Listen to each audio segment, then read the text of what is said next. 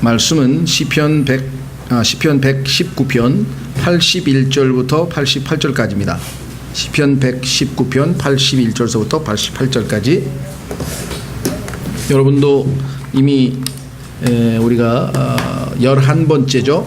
그러니까 이 시편 119편을 우리가 지금 1절서부터 8절까지, 그 다음에 9절서부터 16절까지 이렇게 해서 8절씩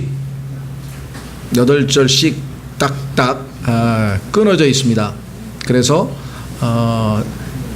앞에 히브리어의 첫 철자, 두 번째 철자, 세 번째 철자 이렇게 해서 그 철자에 해당되는 단어로 히브리어의 시편 119편은 시작이 된다.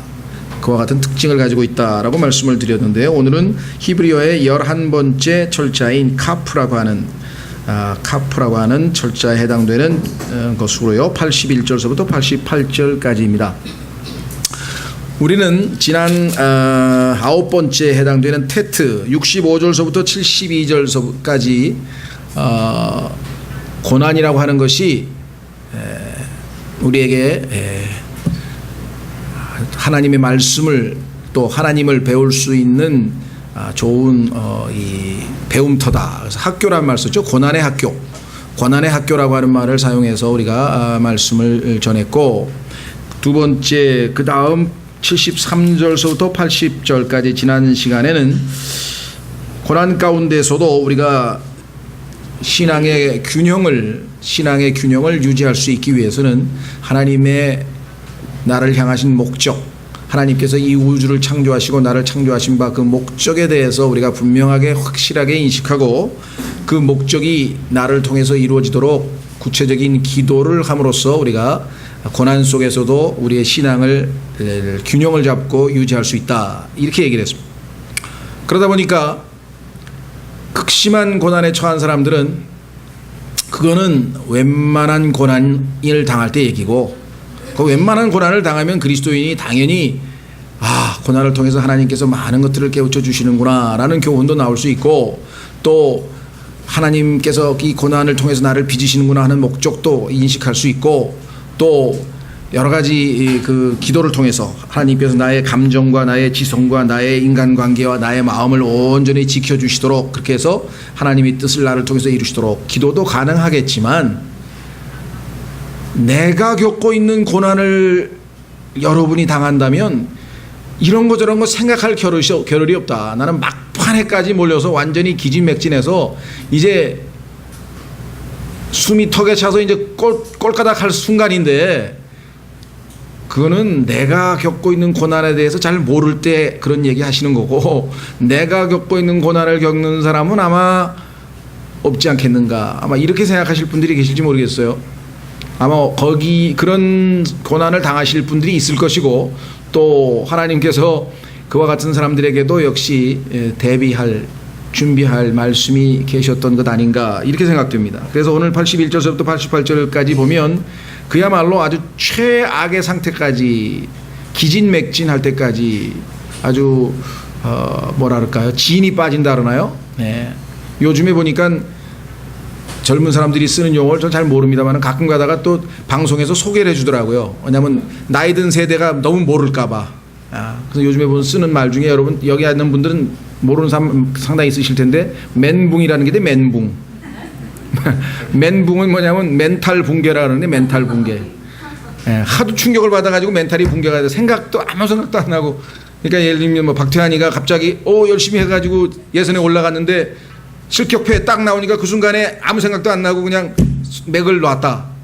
그걸 멘탈 붕괴라 그러는데요. 그러니까 너무나 충격을 받아서 우리 요번에 무슨 자식이 뭐랄까 막 잘못돼가지고 죽은 아이들 있잖아요.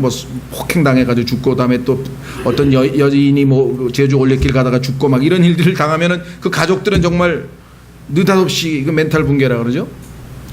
우리 교회도 우리 최금순 자매님이 자기 남동생이 갑자기 사고로, 젊은 남동생이 죽자 그냥 멘탈 붕괴가 돼가지고 막 맥이 쫙 빠져가지고 아무데도 못 가고 막 삶의 의욕을 잃고 우울증을 앓고 막 이런 와중에 안 되겠다, 살려면은 뭐라도 하나 붙들어야 되겠다 그래가지고 절에도 가보고 교회도 가보고 왔다 갔다 하다가 이제 그래도 옆에 우리 정광모 형제님이 간증을 잘 세워서 저 사람 다니는 교회는 꼭 한번 가보고 싶다. 그래서 여기 와서 하나님의 놀라운 섭리로 구원을 받았지 않았습니까? 예. 근데 이 멘탈만 붕괴가 되는 게 아니라 더 나아가서는 멘탈을 더 포함해가지고 혼의 붕괴라는 게 있어요. 오늘 지금 이 시편 기자는 완전히 그 혼이 붕괴되는 그런 지경에까지 이르른. 그런데 그 혼의 붕괴는 사실 예수 그리스도께서 체험하신 거거든요. 예수님께서 십자가의 죽음을 앞에 두고 사람들에게 제자들에게 고백하기를 내 혼이 죽게 되어 내가 민망하구나 하고 아주 극심한 고뇌를 나타냈고 그 고뇌를 이겨내기 위해서 하나님 앞에 기도할 때 땀방울이 핏방울이 될 정도로 고뇌했던 것들을 우리가 보게 되면 이 시편은 예수 그리스도께서 겪으신 고뇌를 묘사하고 있고 교리적으로 두 번째는 환난 때 이스라엘 백성들이 또 이와 같이 비슷한 고뇌를 7년간 겪게 될 것입니다. 그러나 오늘 우리가 좀 더 접근하려고 하는 시도는 이 두 가지 교리적으로 예언적인 것보다는 한 개인이 극심한 고뇌에 처해 있을 때 어떻게 이와 같이 굳게 이겨나갈 수 있는가 그 비결을 오늘 하나님께서 우리에게 알려주신 것 같아요. 그래서 지난번 두 번에 걸쳐서 고난에 대해서 배우면서 그거는 이론이지 실전에 들어가면 나 같은 고난의 상황에서야 그게 가능하겠는가라고 생각하실지 모르겠지만 여기에 나와 있는 이 시편 기자는 그런 고난을 겪었다는 것이죠. 자, 그래서 우선 이 시편 기자가 누군지는 안 나와 있으니까 다윗이 가능성이 높겠지만 그렇다고 우리가 다윗이라고 단정할 수는 없죠. 성경에 나와 있지는 않으니까 시를 쓴 기자, 시를 쓰신 이 시인이 어떻게 고난을 겪었는지 그 7가지를 우리가 한번 먼저 살펴보도록 하겠습니다. 자, 첫 번째, 내 혼이 주의 구원을 바라며 기진하오나. 그러니까 내 혼이 기진하오나. 첫 번째 그 고난의 현상은 뭐냐면 혼이, 여러분들 중에는 요즘에 육체가 기진맥진하는 사람이 있죠. 땀을 하도 많이 흘려가지고 밤에 잠도 못 잤는데 직장에 가서 막 그렇죠. 체력이 딸리는 걸 많이 느끼시죠. 조금만 걸어도 막 헉헉대고 숨이 차고 막. 근데 또 거기다가 직장에서 막 일도 막 힘들고 막 이러면은 진짜 이건 뭐. 그런데 인간이 겪는 그 기진 중에서도요, 정신적인, 혼적인 것, 그러니까 당신의 마음이 무너지고 막 이런 일들은 육체적인 고난보다도 더 사람에게 아주 진을 빼놓는 것 같아요. 그래서 내 혼이 주의 구원을 바라며 기진하오나. 그래서 구원이라고 하는 것은 일반적으로 우리가 늘 생각하는 것처럼 혼이 지옥에 안 가고 죄로부터 구원받는 그 구원이 아니고 지금 이 시편 기자가 처해 있는 그 상황이 뭔지를 모르겠어요. 그게 어떤 형태의 고난인지. 뒤에 보면 이제 사람들이 자기에게 올무를 놓아서 함정을 만들었다, 원수들이 나를 이유 없이 뭐 핍박한다, 이런 내용들이 조금 보완적이긴 하지만 어쨌거나 지금 현재 아주 극심한 고난 속에 빠져 있는 이분이 주님이 왜 나를 안 건져주시나 이 고난으로부터 라고 그걸 바라면서 혼이 기진맥진한 상태에 놓여 있다. 두 번째는 82절에 내 눈이 주의 말, 우선 이제 고난만 먼저 살펴보는 거예요. 나머지 부분 좀 보완 설명하고 나중에 내 눈이 주의 말씀을 바라며 쇠약하여. 그러니까 내 눈이 쇠약하여가 두 번째 고난이에요. 눈이 쇠약하다는 얘기는 무슨 안질에 걸렸나 아니면 뭐 하도 책을 많이 들여다봐가지고 눈이 피곤한 것인가? 맞습니다. 너무 책을 많이 들여다봐서 눈이 피곤한 거예요. 그게 뭐냐? 하나님의 말씀을 찾고 내 고난에 해당되는 말씀을 찾는 거예요. 이 고난에 하나님께서 어떤 처방을 내릴까? 그럼 뭔가 답변이 있을 텐데 성경에 내가 겪는 이것에 대해서 하나님이 뭔가 답변을 하시겠지 하고 찾고 했는데 없는 것 같아요. 그렇죠? 욥이 아마 그랬을 것 같아요. 하나님 앞에 그냥 또 묻고 뭐 친구들하고 답변하고 막 아무리 해도 왜 자기가 그 고난을, 그런 엄청난 고난을 당해야 됐는지 아무도 알려주는 사람이 없어요. 나중에 하나님도 이유를 안 가르쳐 주셨어. 다만 하나님께서 다른 방식으로 해결을 해 주셨지만 어쨌거나 여기도 보면 내 눈이 쇠약하여 라고 하는 고백을, 그래서요 답변을 찾는데 못 찾으면 어떻게 됩니까? 우리도 그런 얘기 하죠. 앞이 안 보인다. 하도 갑갑해서 하도 힘들어서 앞이 안 보인다라고 했는데 마치 이런 심정인 것 같아요. 앞이 안 보이는 상황까지 온 지경이죠. 세 번째는 뭐냐? 83절에 내가 연기 속의 가죽 부대같이 되었나이다. 이거는 우리 문화권에서는 연기 속의 가죽 부대란 말 자체도 좀 헷갈리죠. 무슨 말이냐? 이 사막에서 살고 있는 사람들은요, 아시다시피 짐승의 가죽으로 물 또는 포도즙을 담아서 이제 넣고 가방에 메고 다니죠. 예. 그래서 예수님께서도 새술은 새 부대에 담그라고 했을 때 그 유명한 말씀 하셨잖아요. 근데 요즘 우리 성경으로 제가 기억이 안 나는데 옛날 성경에는 새술은 새 부대에 담아야지, 새술을 갖다가 옛 낡은 부대에다 담으면은 그 부대가 다 터져버려 가지고선 술도 다 망가뜨리고 다 망가진다, 이렇게 말씀하셨잖아요. 그만큼 이 사람들에게는 이 부대, 가죽 부대에다가 음료수를 마실 거를 담고 다니기 때문에 중요한 건데, 이게 텐트 생활을 하면 그 텐트 안에서 이제 뭐 요리를 하고 뭐 밥을 먹으려다 보면 막 연기가, 그러면 이게 건조해서 나중에 막 가죽이 다 터질 거 아니에요. 여러분 아시죠? 가죽이 막 이렇게 금이 가고 막 터지는 거. 그렇게 된 거는 무슨 의미입니까? 다 말라 비틀어졌다. 그러니까 이 사람의 지금 혼은 다 말라 비틀어졌어요. 그래가지고 더 이상 쓸모가 없어. 그냥 쓰레기통에 내다 던져버릴 정도밖에 안 된 거예요. 그렇죠? 그 비유가 아주 적절하죠. 내가 연기 속에 가죽 부대 같이 되었나이다. 그러니까 이제 하나님 앞에 더 이상 쓰임 받을 일도 없고 그냥 정말 완전히 쓸모없는. 과거에 제 기억이 나네요. 그분이 우리 교회 좀 다니시다가 돌아가셨는데, 제 아버지 친구분이 한 분 어쩌다가 하여간 그 사이판에 사시다가, 사이판인가? 몰도바, 하여간 어디 그 해외 사시다가 한국에 들어오셔가지고 이제 자식들도 다 뭐 돌보지 않고 그러니까 그 고시원에서 혼자, 뭐 80 가까이 된 노인이 고시원에서 혼자 사셨어요. 그러다가 옛 친구를 만나서 저희 아버지하고 대화를 하다가 이제 그 친구 아들이 교회를 한다니까, 자기가 있는 곳이 대방동이야. 근데 우리는 신길동에 있었으니까 가까우니까 나도 한번 그런 옛날에 뭐 주일학교 다닌 기억도 있고 그러니까 한번 다녀보자 그래가지고 다니신 기억이 있어서 구원도 받으셨죠. 그리고 또 얼마 안 다니시다가 나중에 이 그 간 복수가 차고 해서 약간 암으로 돌아가셨는데, 그분이 그 얘기를 하시더라고요. 깜짝 놀라서 어우 아버지 친구 되십니까 하면서 대화를 하면서 이제 몇 번 이렇게 모셔다 드렸는데, 그때 어떻게 건강은 어떠신가요? 그랬더니 지금도 안 잊어버려요. 그 표현이 아마 전라도 사투리인가 봐요. 못 쓰게 됐어요. 그 사람들, 그 전라도 사람들은 자기의 몸이 건강이 나빠지고 그래가지고 그런 걸 갖다가 못 쓰게 됐다 그러더라고요. 못 쓰게 됐다고. 그래서 이 사람도 지금 그게 뭐야, 지금 난 다 비틀어진 이 가죽 부대처럼 못 쓰게 됐다 이거예요. 지금 하나님이 자기를 쓸 수 있는 상태가 아니야 더 이상. 그때의 낙심, 그때의 좌절, 여러분 생각해 보셨습니까? 몸은 아프지, 능력은 없지, 뭐 하나님께서 나를 써먹을 뭐가 건덕지가 하나도 없다, 이런 심정이 지금 세 번째. 네 번째, 자 86절로 가면은요, 네 번째는 85절 죄송합니다. 주의 법을 따르지 아니하는 교만한 자들이 나를 잡으려고 구덩이를 팠나이다. 나를 함정에 빠뜨리려고 구덩이를 파가지고서는요, 여러분들도 주변에 그런 일들을 당했는지 모르겠습니다만, 그게 뭐 경제적인 함정을 팠는지 아니면 인간관계에서의 어떤 배신을 당했는지 어찌 모르지만, 그렇죠, 함정을 팠는데 그 함정에 빠졌다, 이것만큼 또 괴로운 일이 없죠. 성경에 보면 함정에 빠진 첫 번째 사람이 누구냐? 요셉입니다. 요셉.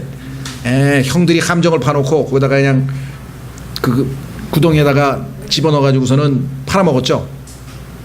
근데 성경에 보면 요셉은 예수 그리스도를 150군데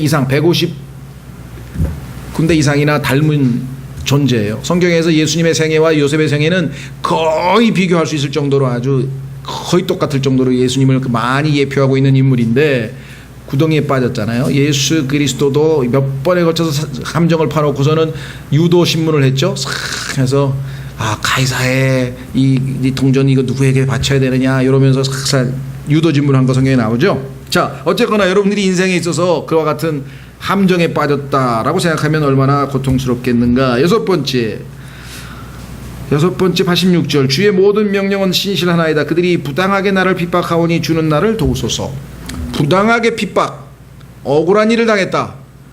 내가 잘못해서 뭐 책망받고 지적받고, 그거야 뭐 나에게 내 인생에 있어서 내 잘못이니까 심은 대로 거둔 거겠지만, 잘못한 거 하나도 없는데 억울하게 지금 박지원이라는 사람은 그러던가 봐요. 나는 부당하게 핍박을 받고 있다 그랬는데 국민들은 어떻게 생각하는지 난 잘 모르겠지만 하여간 본인은 뭐 하여간 부당하게 핍박을 받고 있다고 생각. 우리 주위에 보면은 정치인들은 거의 99%가 다 부당하게 핍박을 받고 있다. 나중에 하면 다 돈 받았더라고. 이해찬 씨인가 그 양반 나 오늘 라디오 이렇게 무슨 연설하는데 갑자기 듣다가 보니까 이명박 범주가 뭐 살인 정권입니다 하면서 막 가더니 뭐 노무현을 죽였다 그래서 아니 왜 노무현이 자살했지 정권이 죽였나 싶어가지고 깜짝 놀랐어요. 이 정부가 뭐 노무현을 죽였나?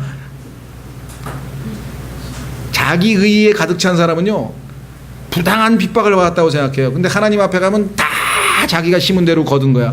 우리가 핍박받았다고 하면 가만히 생각해 보세요. 억울한 것 같죠? 나중에 하나님 앞에 가면 심은 대로 거두었느니라. 그 대답이 거의 맞을 겁니다. 그렇죠? 나는 이런 일 당할 일을 한 거 없을 것 같은데 하고 가만히 생각해 보세요. 자, 어쨌거나 이 사람은 분명히 의로운데도 그렇게 핍박을 받았답니다. 자, 그 다음에 밑으로 6번째 가면 어떤 상황이냐? 87절 그들이 나를 땅에서 거의 소멸시켜 싸우나. 사람들이 이 사람을 그냥 완전히 소멸시켰다는 얘기는 여러분들 존재 자체가 그냥 없어질 정도 아닙니까? 성경에 보니까 하나님의 칭호, 하나님이 가지고 계신 칭호 중에 하나가 소멸시키는 불이라 라고 히브리서 10장인가 나오죠. Consuming fire. 완전히 태워버린다. 싹 태워버릴 정도로. 그러니까 얼마나 이 사람이 사람들로부터 이 따돌림을 당하고 아주 거친 비판을 당하고 했으면 87절에 그런 고백이 그들이 나를 땅에서 거의 소멸시켰사오나 나는 주의 훈계들을 버리지 아니하였나이다 라고 고백을 했을까요? 그렇죠? 자, 그래서 결국은 이 사람은 이 상황에서 하나님 앞에 울부짖을 수밖에 없어요. 그래서 이 두 가지 질문이 이 사람의 상황을 전형적으로 보여줍니다. 어떤 질문을 했냐? 이 6가지의 위기 상황에서 이 6가지에 처해 있는 상황에서 그는 다른 누구에게 하소연할 수가 없습니다. 어떻게 했는가? 하나님께 질문을 던집니다. 81절 죄송합니다. 2절이죠. 예. 내 눈이 주의 말씀을 바라며 쇠약하여 이르기를 뭐라고 질문했나 보십시오. 주께서 언제나 나를 위로하실까? 어째서 하나님은 잠잠하고 계신 것 같을까? 여러분들이 아마 하나님의 침묵이라고 하는 제목으로 설교를 들으셨는지 모르겠는데요. 하나님의 침묵이라고 하는 것에 대해서는 뭐 가장 요긴한 좀 좋은 자료가 로크만 박사의 조직신학에 보면 하나님의 침묵이라고 하는 제목으로 아마 있을 거예요. 그런데 그것보다도 더 치밀하게 하나님의 침묵을 묵상하고 깊이 있게 쓴 사람은 로버트 앤더슨 경이라는 사람이 있어요. 영국의 경찰 출신, 영국에 하면 경찰국장 출신인가 그런데요. 아주 영적으로 뛰어난 사람이에요. 그래서 책 제목이 The Silence of God이라는 책을 썼어요. 우리말로도 아마 제가 알기로는 번역이 돼 있는 걸로 알고 있어요. 근데 좀 어렵습니다. 하나님의 침묵에 대해서 깊이 묵상하지 않으면 읽다가 그래서 저도 영어로 읽다가 영어가 도저히 잡히지가 않아가지고 이제 우리말로 읽었더니 우리말로 조금 번역 잘 했더라고요. 그래서 감을 잡기는 잡았는데 아직도 제가 그 깊이에 다다르질 못했어요. 그분이 쓴 것 뭔가는 알겠는데 이게 깊이 하나님의 침묵. 자, 그래서 왜 하나님이 침묵하시는지, 그래서 결국은 아주 갈급한 심령에 82절에 주께서 언제나 나를 위로하실까? 도대체 언제까지 내가 이렇게 기다려야만 될까? 하나님은 언제까지 침묵하실 건가? 왜 수없이 많은 사람이 기도 응답을 받았다 그랬는데 내 기도는 여전히 응답하고 있지 않을까?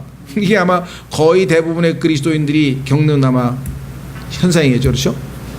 남의 떡은 커 보인다 그러잖아요. 그러니까 조금 있다 저 사람 기도 응답 받았네? 저 사람 기도 응답 받았네? 저 사람 기도 응답 받았네? 나는 그럴 때가 종종 있는데요. 자, 그 다음에 두 번째 질문은 84절에 나오네요. 주의 종의 날들이 몇 날이나이까? 이게 뭐냐면 며칠이나 얼마나 더 기다려야지 하나님 나에게 말씀하실 겁니까? 그 얘기입니다.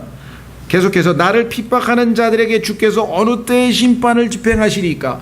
하나님은 의로우신 분이라고 하는 확고한 신념을 가지고 믿고 있는데 나는 불의하게 지금 핍박을 당하고 있고, 의롭지 못한 자들은 모든 일이 잘 나가고 프로스페리티 아주 번영하고 잘 되니 이 욥기에도 나오죠. 욥이 하도 답답하니까 강도들은 번성하고 사악한 자들은 잘 되는구나. 주변에 보니까 그런 일이 있는 거예요. 우리도 그럴 때가 많죠. 보니까 도대체 사회적으로 볼 때 부정한 방법으로 뭐 부를 취득하고 막 이런 사람만 떵떵거리고 잘 살고, 그런 사람들은 뭐 감옥에 가는 척 하다가 뭐 그냥 뭐 수술한다 그러고 나왔다가 그냥 얼로 사라져버리고, 뭐 도대체 이런 불의한 일이, 이럴 때 우리가 종종 있잖아요. 그렇죠? 예. 자, 그래서 두 가지 질문을 던졌습니다. 자, 그렇다면 이 상황에서 어떻게 해야 올바른 태도냐, 이 시편 기자가 우리에게 모델이 된다. 이 상황에서 어떻게 했습니까? 자, 1절 보세요. 81절. 내 혼이 주의 구원을 바라며 기진하오나. 기진맥진하는데도 어떻게 했어요? 에이 모르겠다 하고 혼줄을 놨습니까? 맥을 딱 놓고 그냥 촥 느슨해져가지고 쳐져 버렸습니까? 아니죠. 그렇죠? 어떻게 했습니까? 나는 주의 말씀에 소망을 두나이다. 소망은 하나님의 말씀뿐이다. 하나님께서는 절대로 약속을 하신 말씀을 바꾸시는 분이 아니기 때문에 그분의 신실하심에 대한 소망을 두고 있습니다. 여러분들이 하나님의 말씀에 소망을 둔다면 결코 절망에 이르지 않겠죠? 말씀드린 것처럼 뭐 기독교 신학자라고 알려진 키에르케고르라고 하는, 어디서 들어봤죠, 그죠? 화란 네덜란드의 철학자 중에서 아주 이 키에르케고르라고 하는 실존주의 철학자가 있는데, 그 사람이 한 유명한 그 책 이름인지 발언인지는 잘 모르겠어. 하여간 죽음에 이르는 병이라는 게, 죽음에 이르는 병이 뭐냐? 암이냐? 아니고 절망이라는 게, 절망. 소망이 없으면은요, 그렇죠? 소망이 없는 상태. 그런데 우리는 최악의 절망에서도 우리는 주의 말씀에 소망을 둔 이 자세를 우리가 배울 수가 있다라고 하는 것이겠죠. 예, 그뿐만 아니라 83절에도 또 이렇게 죄송합니다. 하나님의 말씀에 소망을 뒀죠. 예, 죄송합니다. 그 전에 우리가 그 본인의 어떤 신앙적 확신, 어떤 그 하나님의 약속에 대한 그 사람의 태도를 보기 전에 더 중요한 게 먼저 있어요. 그건 뭐냐면 기도를 했어요. 제가 이걸 빼뜨렸네. 기도. 자, 기도부터 두 개를 먼저 확인하고 그 다음으로 넘어가겠습니다. 기도가 어디에 있습니까? 86절에 가면 나오죠. 주의 모든 명령은 신실하나이다. 그들이 부당하게 나를 핍박하오니. 무슨 기도를 했습니까? 주는 나를 도우소서. 그렇죠? 주는 나를 도우소서. Help thou me 그랬는데요. 이거 난 잘 모르겠어요. 이건 제 추측인데, 누구야, 김재범이가 그렇게 한 것 같아. 보니까 밤에 탁 손을 탁 들더라고. Help thou me 이러고 나간 것 같아요. 나중에 가니까 제가 한 거가 아닙니다 그러더라고요. 그게 이제 무슨 의미하는 바가 있겠지만, 뭐 다른 건 모르겠지만 자신이 그렇게 신앙 고백을 했었는데요. 여러분 어떠십니까? 길게 기도할 거 없어요. 여러분 하나님 앞에 어떤 기도를 제일 많이 하는지 모르겠는데, 저는 짧게 불쌍히 여기소서 한 가지, 그렇죠? 불쌍히 여기소서. 두 번째, 피할 길을 내소서. 사실 그건 잘못된 기도예요. 피할 길을 이미 함께 주셨다니까 피할 길을 보여주소서. 그래, 내가 못 보고 있으니까. 어쨌거나 하여간 피할 길 두 가지, 이거를 제일 많이 기도하는 것 같은데, 이 시편 기자는 저보다 더 멋지게 기도하네요. 그죠? 주여 도우소서. 얼마나 멋있어요. 물속에 빠졌던 베드로도 복잡하게 기도 안 했습니다. 물속에 빠졌는데 거기서 전능하신 아버지시여, 그런 게 어디 있어요.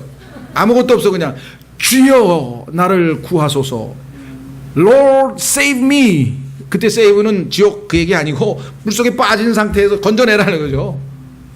그렇죠? 주여 나를 구하소서. 아주 간단한 기도. 두 번째 기도는 무엇이냐? 88절. 주의 인자하심을 따라 나를 살리소서. 다 죽게 됐습니다. 다 죽게 됐습니다. 소생시키소서. 이 살리소서라고 하는 이 quick이라고 하는 단어는요, quick이라는 이 단어는 여러분 잘 아시는 것처럼 에베소서에 나오는 단어예요.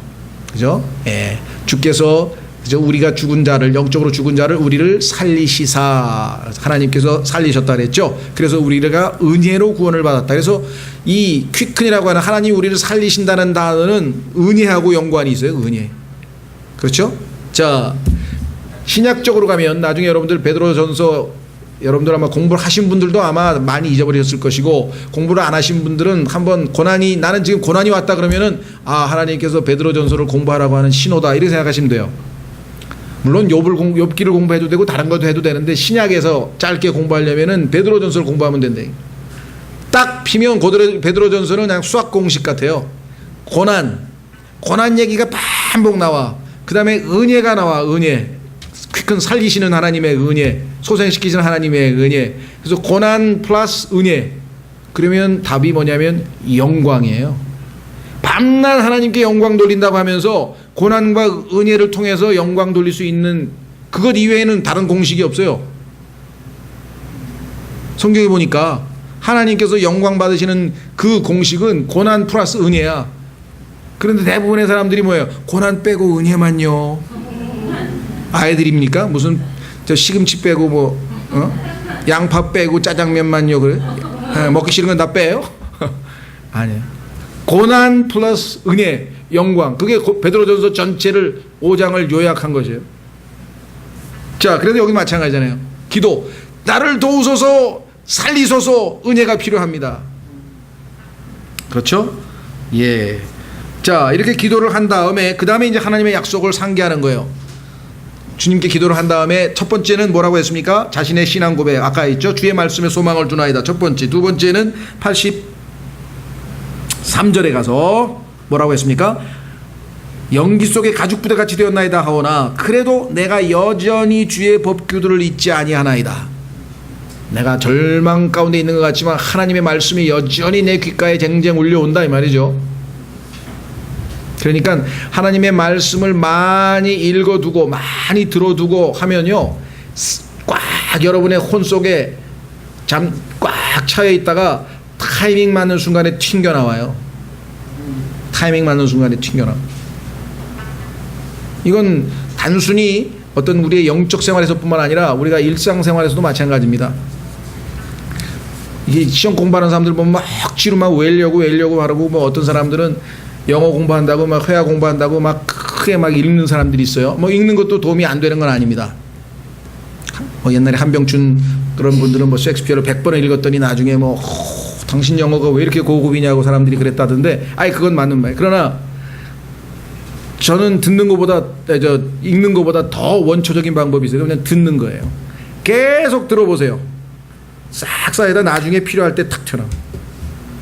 그렇죠? 하나님의 말씀을 계속해서 들어놓고 계속해서 딱 저장해 놓으면요, 필요한 순간에 예수님처럼 탁, 그렇죠? 마귀가 딱 그러니까 신명기 8장 툭 튀어나오죠. 왜? 어렸을 때 12살 때 보세요. 말씀에 젖어 사셨잖아요. 예수님께서 필요할 때 신명기 8장 탁, 사람이 빵만으로만 살 것이 아니요 하나님의 입술에서 나오는 모든 말씀으로 살 것이니라 하고 펜싱 베듯이 베니까 마귀가 그냥 베어졌죠. 하나님의 말씀의 검에 베어져 가지고 꼼짝 못하고 두 번째 시험했는데 역시 말씀으로 베어버리고 말씀으로 베어버리고 결국은 뒤로 물러갔다고 성경에 기록되어 있죠. 우리는 말씀으로 베라 그랬더니 말씀이 저장이 안 돼 있어. 그래가지고 그냥 막 흥설수설 말도 안 되는 막, 그러니까 이게 진짜 칼이 아니고 장난감 칼도 아니고 뭐 무딘 칼로 뭐 해봐야 되죠. 그런 나중에 그것도 안 돼. 그러니까 뭐야, 사탄아 물러가라. 사탄이 웃죠. 칼도 없는데 내가 왜 물러가냐. 칼을 뽑아서 날 찔러봐. 말씀의 칼로 찔리면요, 여러분들이 경험해 본 사람 알아요. 최악의 상황인데 하나님의 말씀이 탁 떠오르더니 그 말씀으로 딱 믿는 순간에 아주 막 순식간에 문제가 해결해. 마음이 팍 가라앉으면서 평안이 임해버린 그런 경험 하시잖아요. 그죠? 말씀으로.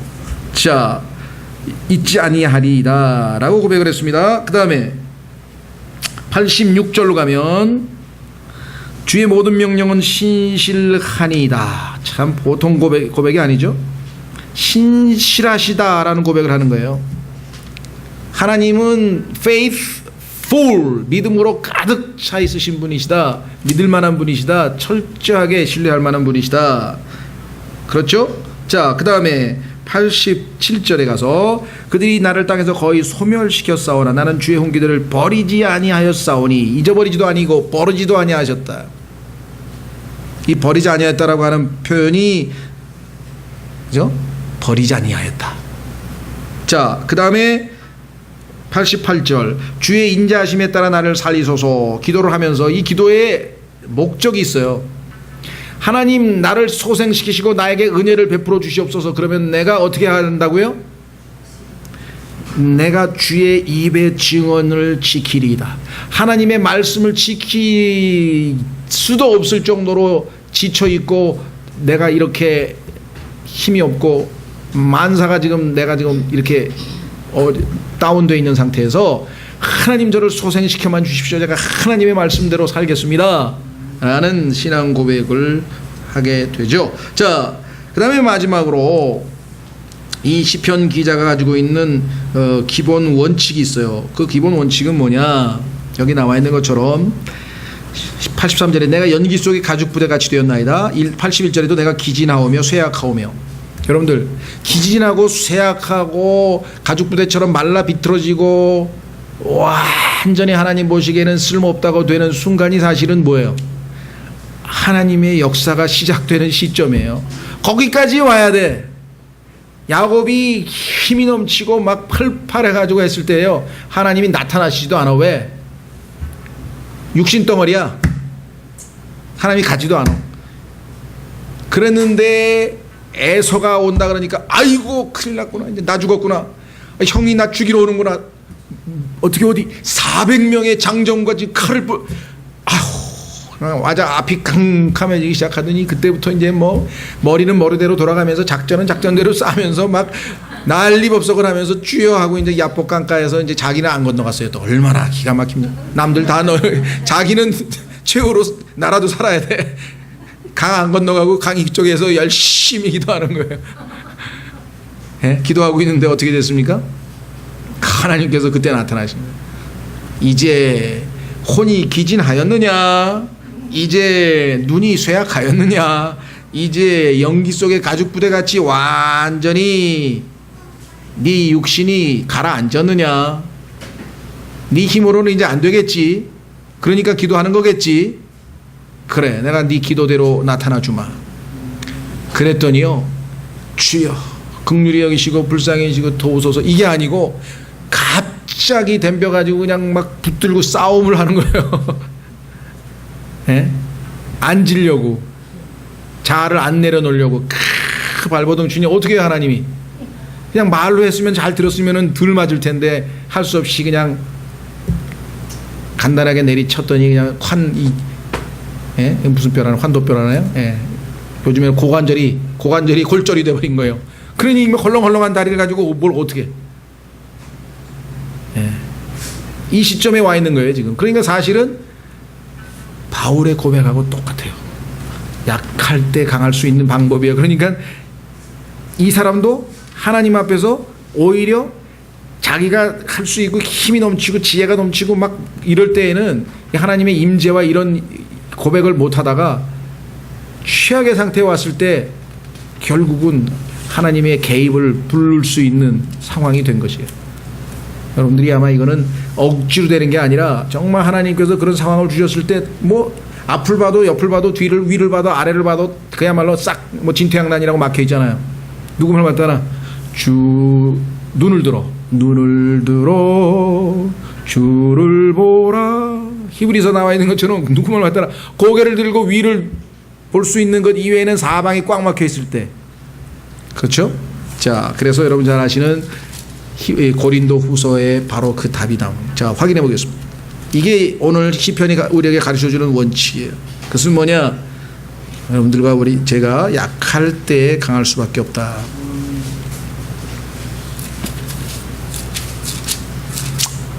고린도 후서 12장. 고린도 후서 12장.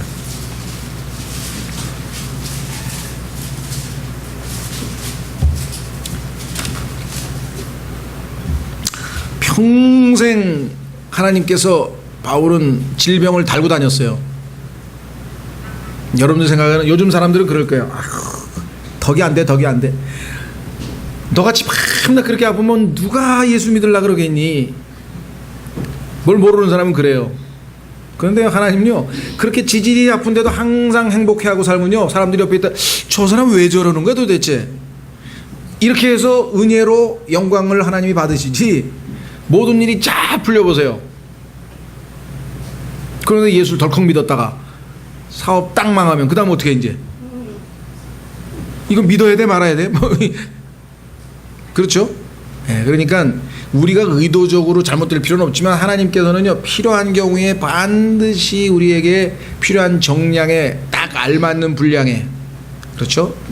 고난을 우리에게 주신다. 바로 바울은 워낙 하나님께서 주신 계시의 말씀이 충만하고 워낙 하나님의 영적인 복들을 많이 받아 누렸기 때문에 할 수 없이 하나님께서는 교만을 막기 위해서는 방법이 없어요. 그렇죠? 이 방법밖에 없었어요. 자, 확인해 보겠습니다. 고린도후서 12장 7절 계시들이 넘침으로 말미암아 내가 분량 이상으로 높여지지 않게 하시려고 주께서 내게 육체 안에 가시 곧 사탄의 사자를 주사 나를 치게 하셨으니.